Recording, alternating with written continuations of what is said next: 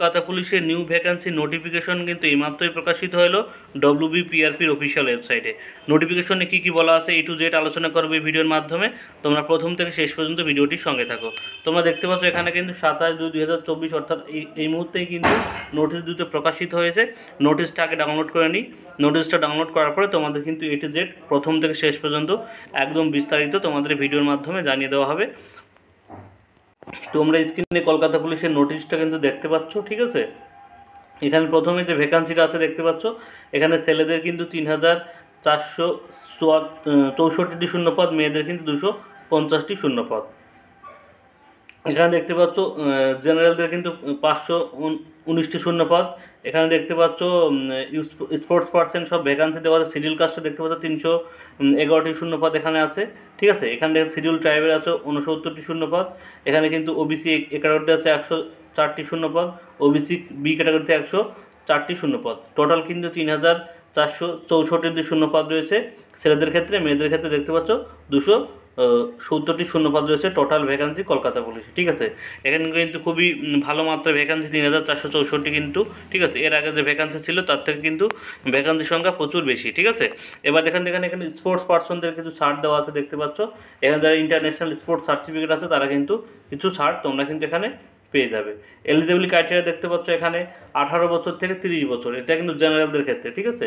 অর্থাৎ 18 বছর থেকে 30 বছর। তাছাড়াও এসসি এসটিরা 5 বছর ছাড় পেয়ে যাচ্ছ, ওবিসিরা 3 বছর ছাড় পেয়ে যাচ্ছ। করোনার জন্য কিন্তু এখানে ছাড়টা দেওয়া আছে। এর আগে কিন্তু বয়সের ছাড়টা ছিল 18 থেকে 27, সেটা কিন্তু বেড়ে 3 বছর বেড়েছে 30 বছর। অর্থাৎ এখানে কিন্তু ছেলেমেয়েরা 3 বছরের এক্সট্রা বেনিফিট তোমরা কিন্তু পেয়ে যাচ্ছ। এডুকেশন কোয়ালিফিকেশন তোমরা দেখতে পাচ্ছ। এডুকেশন কোয়ালিফিকেশন অর্থাৎ মাধ্যমিক পাস, অর্থাৎ মাধ্যমিক পাস এবং সেকেন্ডারি এডুকেশন, অর্থাৎ তুমি শুধুমাত্র মাধ্যমিক পাস করলেই কিন্তু কলকাতা পুলিশের ফর্ম কিন্তু তুমি এখানে ছাড়তে পারবে, ঠিক আছে।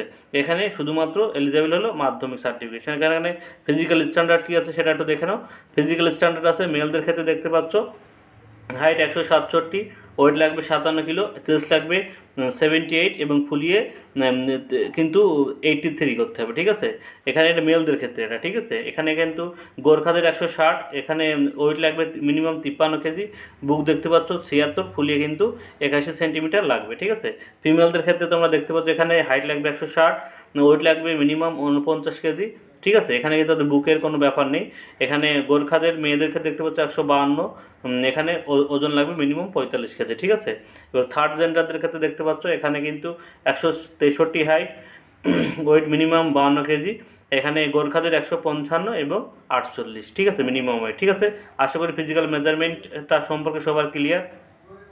এখানে কিন্তু প্রথম পরীক্ষার মতো দেখতে পাচ্ছ প্রথমে আগে পিএমটি হবে, তারপরে পিইটি হবে, তারপরে কিন্তু ফাইনাল রিটেন এক্সাম হবে, তারপরে ইন্টারভিউ হবে। অর্থাৎ তোমাদের আগে প্রথমেই প্রিলি হবে, তারপরে তোমাদের মাঠ হবে, তারপরে কিন্তু আবার মেন্স হবে, তারপরে তোমাদের কিন্তু ইন্টারভিউ। অর্থাৎ আগের যে প্রসেস ছিল সেই প্রসেসটাই কিন্তু এখানে বহাল রয়েছে, ঠিক আছে। এখানে কিন্তু কোনো ফিজিক্যালে কিন্তু কোনো পরিবর্তন আসেনি, ঠিক আছে। এখানে দেখতে পাচ্ছ ওই মার্কশিটে পরীক্ষা হবে, টোটাল 100 মার্কের অবজেক্টিভ, ঠিক আছে। এখানে কিন্তু নেগেটিভ মার্কিং রয়েছে তোমরা দেখতে পাচ্ছ, ঠিক আছে। 4টা কোশ্চেনে কিন্তু একটা মার্ক তোমাদের নেগেটিভ তোমাদের কিন্তু হয়ে যাবে, ঠিক আছে। এখানে প্রথম পিরিয়ড কোশ্চেনে তোমরা দেখতে পাচ্ছ 40 মার্কের জেনারেল অ্যাওয়ারনেস এবং জেনারেল নলেজ থাকছে 40 মার্কের, এবং রিজনিং থাকছে 30 মার্কের, এবং ম্যাথমেটিক্স থাকছে 30 মার্কের, ঠিক আছে। তাও দেখতে পাচ্ছ ফিজিক্যালি পিএমটি অর্থাৎ পিএমটি হওয়ার পরে পিইটিতে তোমরা দেখতে পাচ্ছ মেলদের ক্ষেত্রে 1600 মিটার দৌড় হতে হবে। এখানে টাইমিং দেখতে পাচ্ছ 6 মিনিট 30 সেকেন্ড, ঠিক আছে। এবং ফিমেলদের ক্ষেত্রে 800 মিটার দৌড় 4 মিনিট সময় লাগবে। থার্ড জেন্ডারের ক্ষেত্রে 800 মিটার দৌড় 3 মিনিট 30 সেকেন্ড সময় লাগবে, ঠিক আছে। মেলদের ক্ষেত্রে দেখতে পাচ্ছ মাঠটা হবে মেলদের ক্ষেত্রে 800 মিটার দৌড় 3 মিনিট 30 সেকেন্ডে, ফিমেলদের ক্ষেত্রে 800 মিটার দৌড় 4 মিনিট 30 সেকেন্ড। এটা কিন্তু এক্স সার্ভিসম্যানদের জন্য। তাহলে পিইটি হওয়ার পর দেখতে পাচ্ছ ফাইনাল এক্সাম হবে 85 মার্কের, তার মধ্যে 85টা দেখতে পাচ্ছ 85 কোশ্চেন থাকবে, মাল্টিপল চয়েস থাকবে, ঠিক আছে। এখানে দেখতে পাচ্ছ সময় থাকবে 1 ঘন্টা, না দেখতে পাচ্ছ টোটাল কিন্তু 1 ঘন্টা সময় তোমরা পেয়ে যাচ্ছ। এবং কোন মার্ক থেকে কতগুলো কোশ্চেন থাকবে সেটাও দেখে নাও।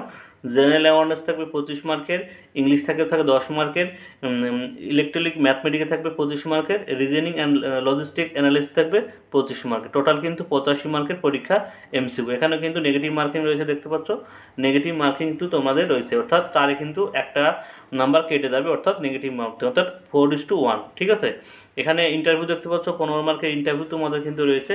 এখানে কিন্তু 15 মার্কের ইন্টারভিউ, তুমি যদি ফাইনাল পরীক্ষার পর তুমি যদি ইন্টারভিউ ডাকো সেটা কিন্তু 15 মার্কের হবে, অর্থাৎ 85 অর্থাৎ পরীক্ষা হবে 85 আর ইন্টারভিউতে 15, টোটাল কিন্তু 100 মার্কের ওপরেই তোমাদের কিন্তু ফাইনাল মেরিট লিস্ট তৈরি হবে। ঠিক আছে, আশা করি সবাই বুঝতে। আমাদের পরীক্ষা তো ফর্ম ফিল আপ শুরু হবে, দেখতে পাচ্ছ 3/1/2024, অর্থাৎ মার্চের 1 তারিখ থেকে ফর্ম ফিল আপ শুরু এবং form fill up last date 29/9/2024, অর্থাৎ কিন্তু মার্চের 29 তারিখ পর্যন্ত তোমাদের কিন্তু ফর্ম ফিল আপটা চলবে। ঠিক আছে, অ্যাপ্লিকেশন ফিসটা দেখতে পাচ্ছ, অ্যাপ্লিকেশন ফিসটা হচ্ছে তোমাদের যারা দেখতে পাচ্ছ এখানে 150 টাকা, তোমরা যারা জেনারেল কাস্টের ছেলেমেয়েরা আছো, ঠিক আছে, প্রসেসিং ফি 20 টাকা, মোট 170 টাকা। এখানে কিন্তু সিরিয়াল কাস্টের জন্য কোনো টাকাই নেই, দেখতে পাচ্ছ সিরিয়াল কাস্ট ঠিক কোনো টাকাই নেই, এখানে শুধুমাত্র প্রসেসিং ফি 20 টাকা তোমাদের করে লাগবে। ঠিক আছে, এটা অ্যাপ্লিকেশন ফিস। ঠিক আছে, এই ছিল আজকের টোটাল নোটিফিকেশনের ইম্পর্টেন্স কিছু কথা, সেটা কিন্তু তোমাদের জানিয়ে দিলাম। আশা করি সবাই সব কিছু বুঝতে পেরেছো। কারো কিছু বুঝতে অসুবিধা হলে সে অবশ্যই কমেন্ট বক্সে জানিও। আর কিন্তু ভালো ভ্যাকান্সি বেরিয়েছে, 3464টি শূন্যপদ ছেলেদের ক্ষেত্রে, মেয়েদের 270টি শূন্যপদ।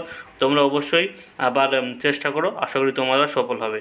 ভিডিওটি ভালো লাগলে অবশ্যই একটা লাইক কমেন্ট শেয়ার করো এবং আমার চ্যানেলে নতুন ভিজিট করলে অবশ্যই চ্যানেলকে সাবস্ক্রাইব করে রেখো। সবাইকে ধন্যবাদ।